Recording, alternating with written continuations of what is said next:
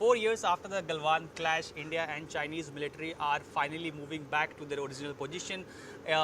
Prime Minister Modi met Chinese President Xi, Foreign Minister S. Jaishankar met his Chinese counterpart, and now Rajnath Singh is meeting today his Chinese counterpart, of course. And to discuss more on this, like how India-China's relation is coming back on track, we have with us India's former Foreign Secretary Nirupama Rao. Welcome to the show, ma'am. Thank you. Nirupama Rao was also ambassador to China, so that is quite significant, and she has that expertise on India-China border relations as well.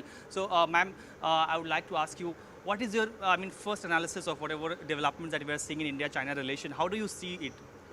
Well, it is a positive development that disengagement is taking place. I mean, the announcement was made that the close confrontation between troops of the two sides, military personnel of the two sides, has come, at least for now, to an end in the areas concerned, in Depsang and Demchok.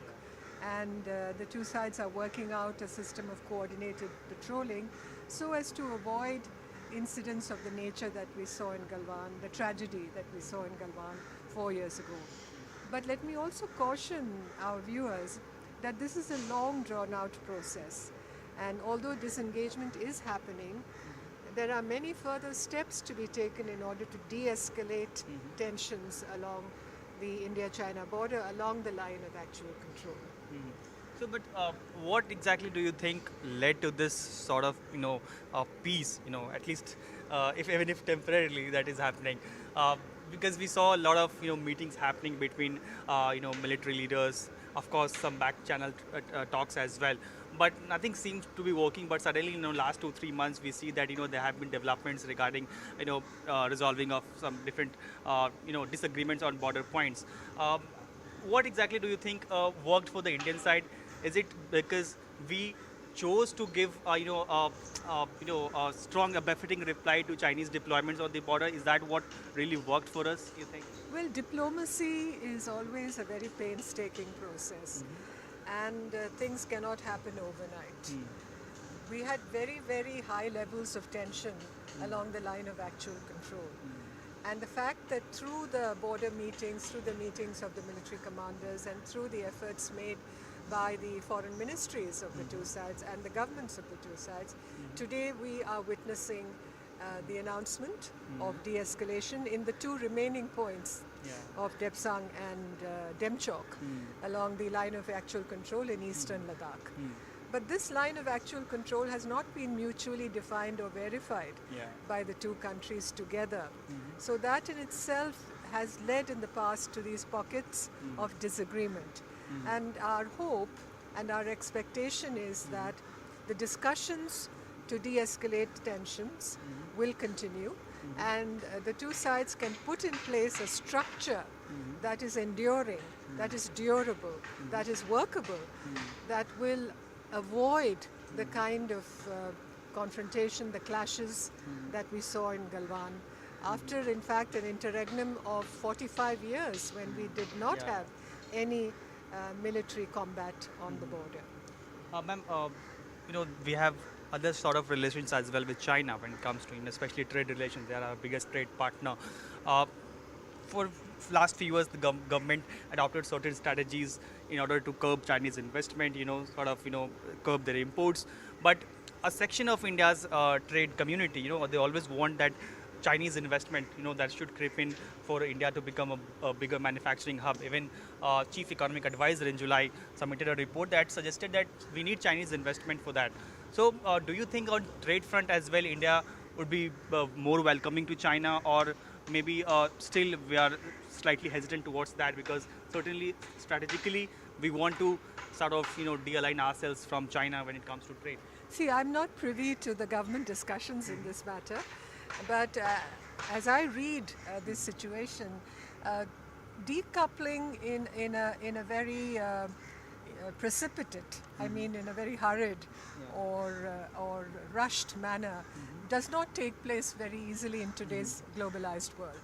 What we seek to establish are resilient supply chains, and also the input that we need for our manufacturers, the intermediate goods that we need. And until and unless we are able to establish that kind of self-reliance in these areas, we will continue to depend on outside involvement, Yeah. if I can use the word, in these manufacturers. For instance, 85% of our APIs for manufacture of pharmaceuticals come from China.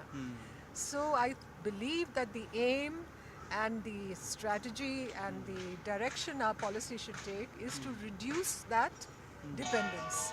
And that will be a gradual process. It may take a few years to establish that, but I hope that process is underway because that is really what we need, technological self-reliance. That doesn't mean we are turning inwards or that we are becoming insular, but in the interest, in the national interest, and sometimes very often it happens in the interest of national security, we have to be more, or let me say, less dependent on outside countries. And I'm not naming China in particular, including China, but we have to develop that self-reliance so that our manufacturing industry can thrive, more jobs are created, and India becomes the manufacturing hub of the world, just as China did in the last few decades. Last question.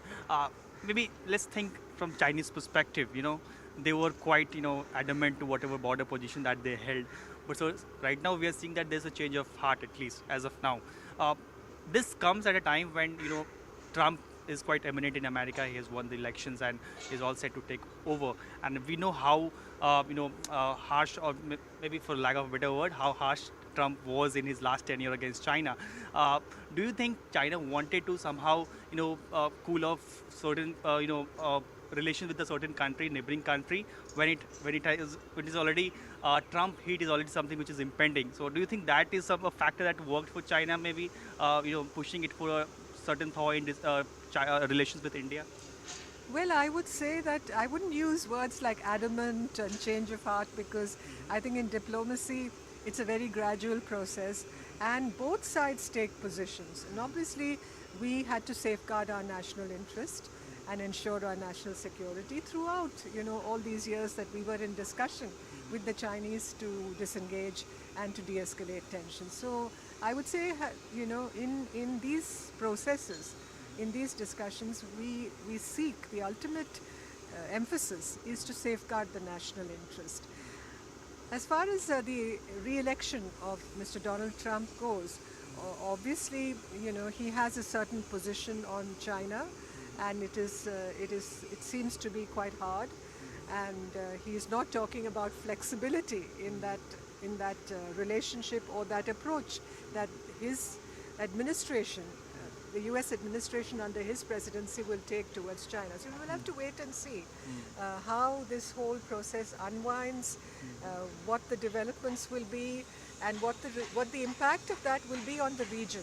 Because the US-China relationship is a huge relationship, and it involves, I would say, the region, the Indo-Pacific, because today when we talk of tensions in the Indo-Pacific, it's the rise of China that has resulted in many disputes being, in a sense, revived, and the Chinese being much more assertive.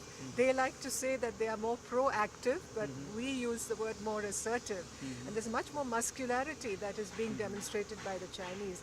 And every action produces a consequent reaction, and you've seen how the Americans have reacted to that. So these are going to be very interesting times, I think, for all of us. Well, you heard Nirupama Rao, India's former foreign secretary, who is quite hopeful that India-China would make more developments when it comes to peace in their relation. With such camera person Sachin Gupta, Atul Ranjan for NDTV.